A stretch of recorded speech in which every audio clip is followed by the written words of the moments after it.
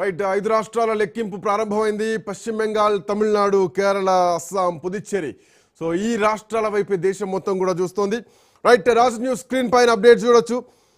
పశ్చిమ బెంగాల్ టీఎంసీ 103 స్థానాల్లో, భారతీయ జనతా పార్టీ 115 స్థానాల్లో ఆధిక్యంలో కొనసాగుతోంది. కాంగ్రెస్ పార్టీ కేవలం 3 స్థానాల్లో మాత్రమే ఉంది.